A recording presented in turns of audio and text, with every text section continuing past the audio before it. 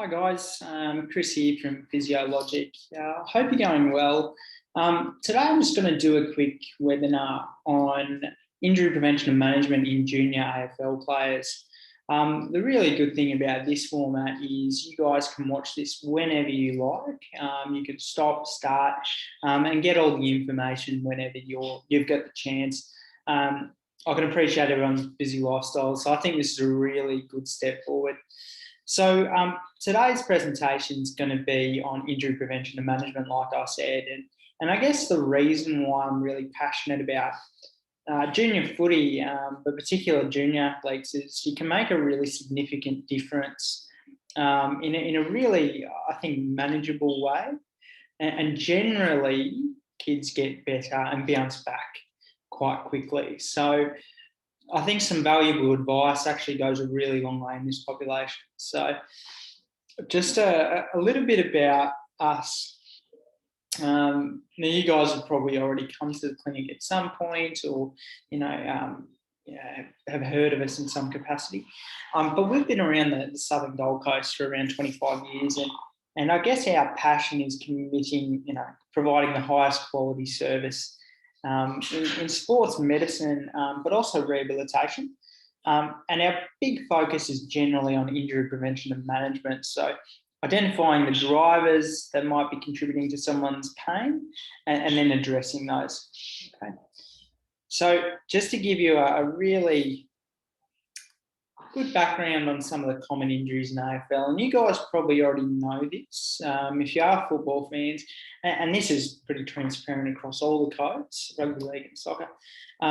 Obviously, muscle strains tend to be really prominent because of the dynamic nature of football, in particular hamstrings, groins, and quad strains. However, there's also some other injuries that can happen. So we've got ankle sprains there on the list there, but there's a couple other injuries that I wouldn't mind talking about, in particular ACLs. So I guess as a physio, we like to identify the big rocks or the big injuries of the game and then try to prevent that as best as possible. And for AFL, it does seem to be ACL injuries. And a lot of the time that's simply because of the amount of time that you spend off the field when it happens.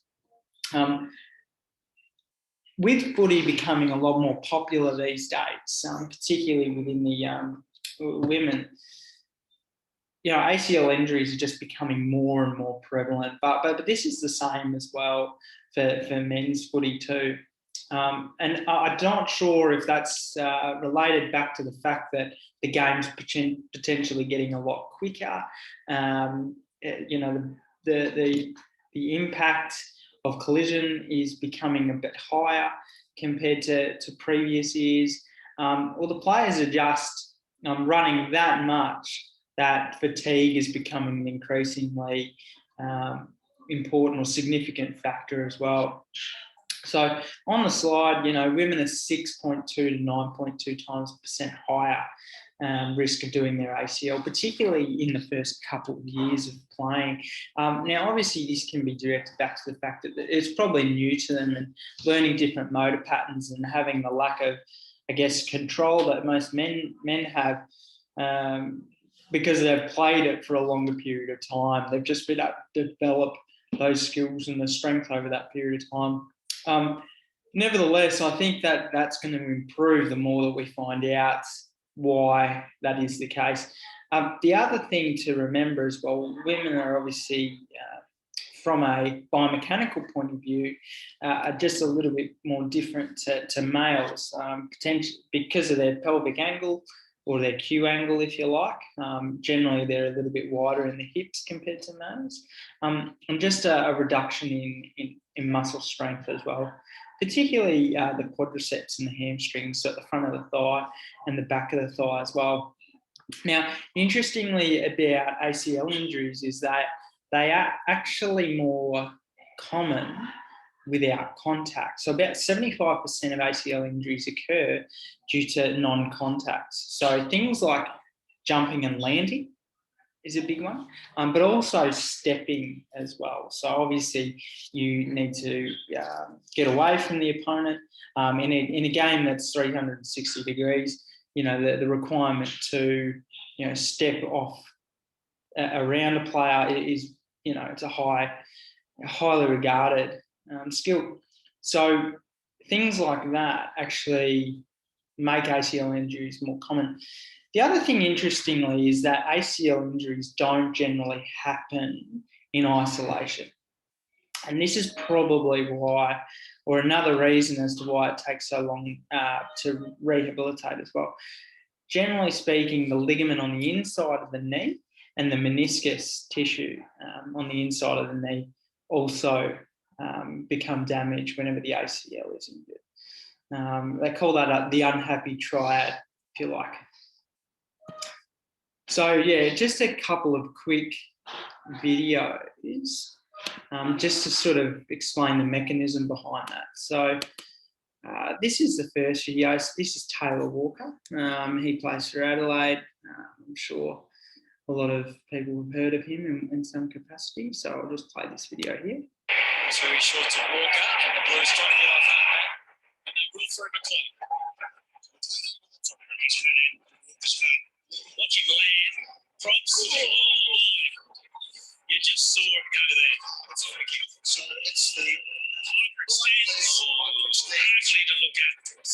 And it's almost a trampoline-like effect. So all you can do is cross your fingers. So you can see that hyperextension of the knee, and when you can visualise that, your femur at the front there and your tibia at the bottom, it's almost as if that tibia is just shifting forward, and that's what we call anterior translation.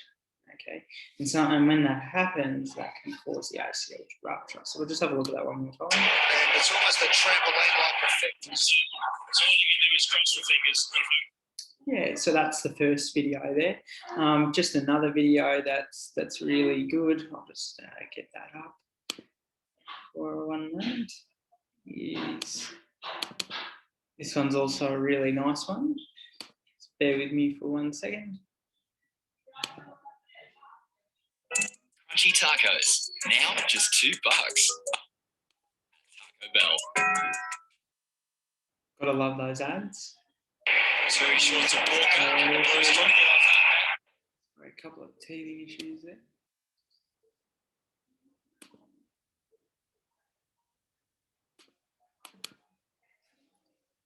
Let me go to this first one. Here we go.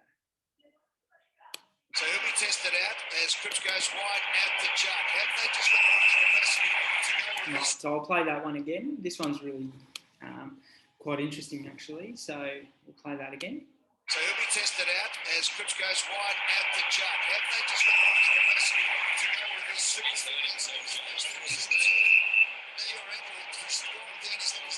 as he landed, he hurt something badly. It's his left knee, boys. He's in real trouble here. Yeah. Let's have a look at this. Just as he lands, goes up. Oh, that knee gone in. You can see that subtle movement towards the inside of his body, and that's a really typical mechanism for ACL injuries. So just a little bit of insight into what to pick up. A couple of other things that might be worth noting is that most ACL injuries actually, straight after they actually swell up quite a bit, quite significantly actually. And typically they'll really struggle to get off the ground. That goes without saying. And a pop or some form of sound, you'll hear something. Okay. Now moving on to adolescents. So this is the stuff that we're interested in as well. These are the common conditions that a lot of young athletes will get. And the most important thing about these is that they're very typical and they're easily managed. And the main thing is you don't want to panic too much because generally speaking, we can get some good results with physio. So a lot of these terms you've probably heard before. So Osgood-Schlatters, Sever's disease, they used to call it, patellofemoral pain, things like that. They're all very common. And then you've got the fractures as well, in particular that scaphoid, so that falling on outstretched hand mechanism. So they're all really common. Now, Osgood-Schlatter's is typically pain that's just underneath the kneecap, almost to that bumpy part at the front, the leg bone. So any pain sort of around that area is what we would consider Osgood-Schlatter's. Patellofemoral pain is any pain around the kneecap, essentially. It doesn't radiate too far away from that point. And Sever's apophysitis is another obviously common one, and that's generally pain at the base of the heel or just at below the Achilles. Okay. Now, once again, these aren't injuries that anyone should really worry about. In fact, we're sort of going away from giving them names and mostly just referring to them as growth plate irritation. So obviously with kids, they're in a stage of development and growth. And so because of those changes, that they do get pain in certain sites, a lot more common than your older individuals and middle-aged athletes. So just reiterating that phase, the causes of these is due to the fact that they are going through growth periods. There's generally changes in their biomechanics and then reductions in muscle strength as well. The other thing to take note of is actually load management issues. So a concept that of load management is to allow players to be available more often. Now, the biggest thing with that is we don't introduce a sudden increase in their load. So, for example, if a kid goes from doing no activity in the off season or summer and then goes straight into training, say early February, and then smashes themselves for a couple of weeks, generally they get a little bit sore, and that's what might cause some pain and irritation around those sites. So instead of, or the way that we like to explain it is, instead of going from 0 to 100 in 1 second, you want to slowly ease back into your training regime. Okay, a very simple and easy way to prevent any injuries that we've just explained. So obviously, as a physiotherapist, there's a lot of different things that we can do. Obviously we try to promote strengthening as much as possible, and providing a strength program for a lot of kids is a really safe and effective way of reducing injury risk. Improving their balance, motor patterns, general fitness, of course. And then once again, that improving that knowledge of training and load management. Very easy concept, but something that seems to be quite difficult to wrap our head around. And that's completely understandable. And I've actually got a video coming up, which will hopefully explain that in a little bit more detail. But we'll go through that at a later day. But these are a few of the strategies that we really like to use for kids. Obviously, because injuries are quite prominent in football, whether that be AFL soccer, there's been a real increase in the amount of sport-specific injury prevention programs. And the Footy First program is that for the AFL. And what they've done is they've developed a list of exercises to try and reduce the risk of injuries. So, for example, as we said, hamstring strains are quite common. ACL injuries is something that we really want to avoid. And as such, they've designed a list of exercises for adults or even children to do in their warm-up or as part of their outside of trainings routine. That are really handy for reducing injury risk. And just to follow on from that, these are a couple. So you'll see at the top there, it's got hamstring lower. So that's what we call a Nordic curl. And that's where the person will have someone holding onto their ankles and they're slowly lowering themselves down towards the ground. And that really works the hamstrings and the eccentric strength. Now, the interesting thing about hamstrings is that most most of hamstring strains actually occur due to a lack of eccentric hamstring strength. And so this tries to promote that hamstring, not only strength, but also mobility as well. On the one below, you've got your ball squeeze. So essentially just a adductor squeeze. So once again, a really nice exercise specifically targeted for adductor strains, which once again, very common. So just in regards to training and load management, this is something that we like to recommend in terms of watching out for things. So obviously when your child returns back to sport, you want to monitor the number of sessions that they have weekly.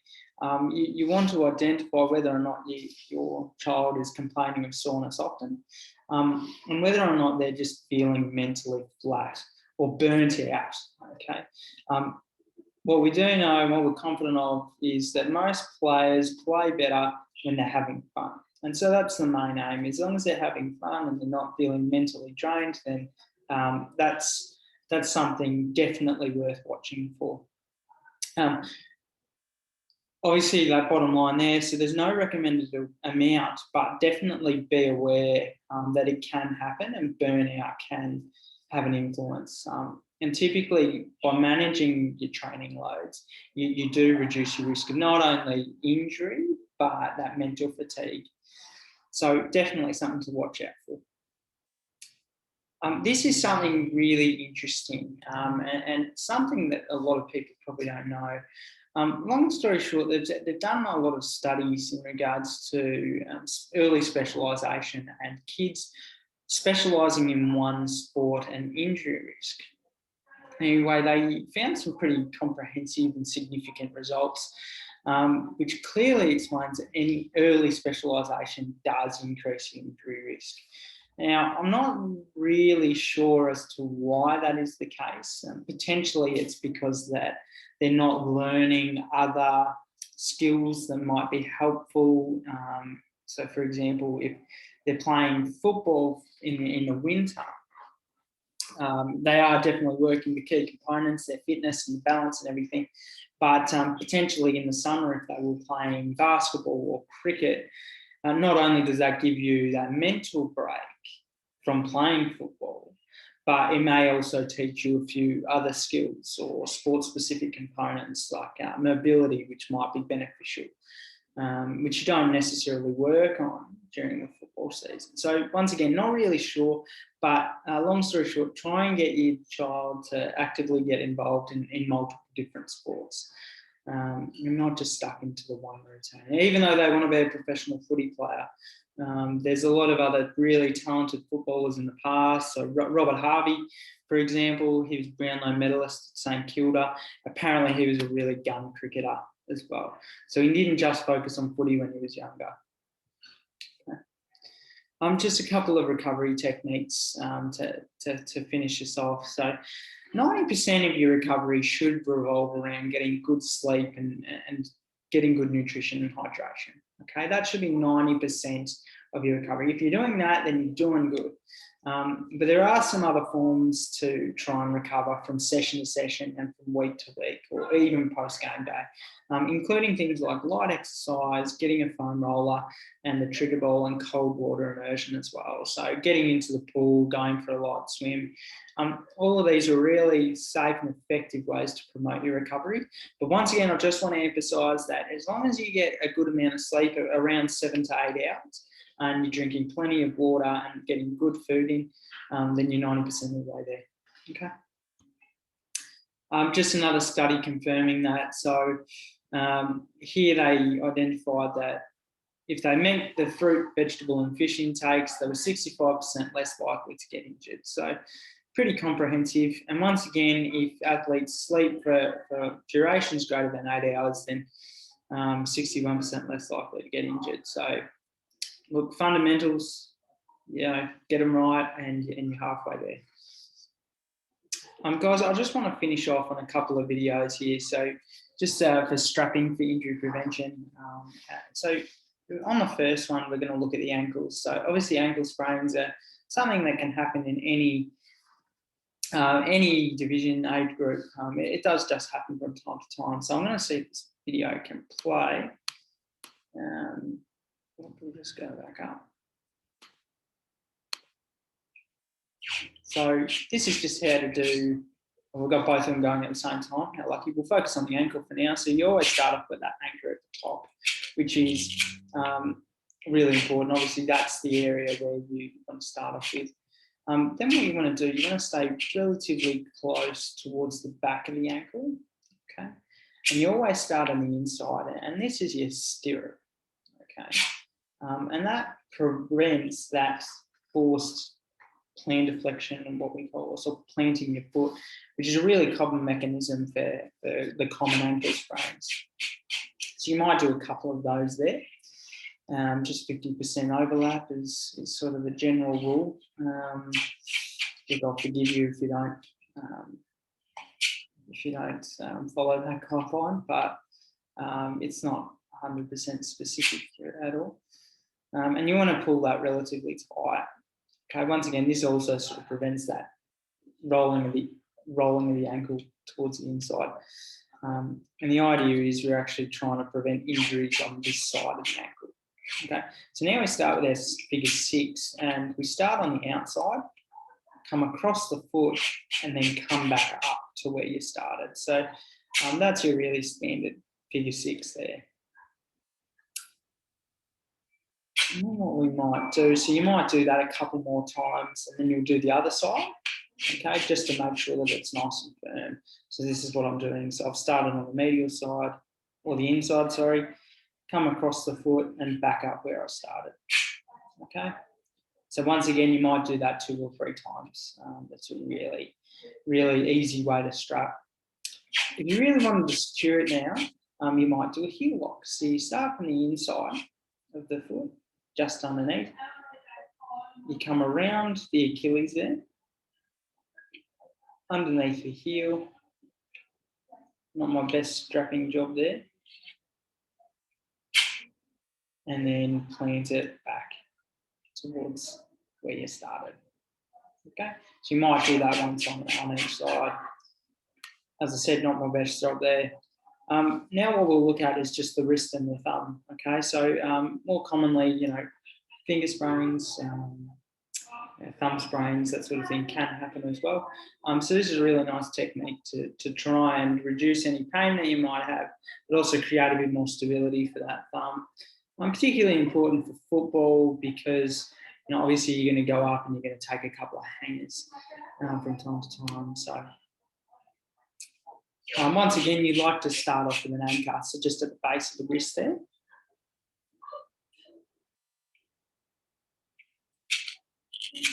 Beautiful. And then I guess from here, the easiest way to think about it is if you think of the breast cancer syndrome. Okay, so it's like a little bit of a ribbon. So what you'll do, you'll start off at the base of the thumb, you'll wrap it around the thumb there, and come over the top of it, and then plant it back to where you've finished. And once again, you might do that 2 or 3 times just to create a bit more stability, and then you naturally just lock it off at the base of the wrist again. Okay, so I think I'll do that.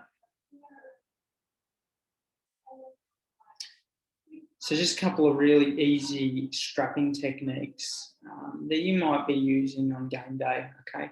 So a couple of reasons why you'd use it. One, injury prevention, which has been the theme of today's talk. Preventing any ankle sprains, but also if there's an acute episode of ankle pain, you might strap it up just to create a bit of stability. It's pretty handy. Fantastic. So, guys, obviously, we want you guys to think of us whenever your kids get injured, or whether you get injured as well, because I feel like we can make a real impact in this space, particularly for junior athletes who potentially might want to play elite level football or might want to get into academy. It's a really good opportunity for them to get their body right and just make sure they're playing the best that they can. Guys, I hope this was really informative. Thank you for joining us. If you have any questions, please drop a little question on the link below or the box below, and I'll be more than happy to reach out and answer any questions that you might have. Okay, guys, thanks very much. You have a great day. Take care.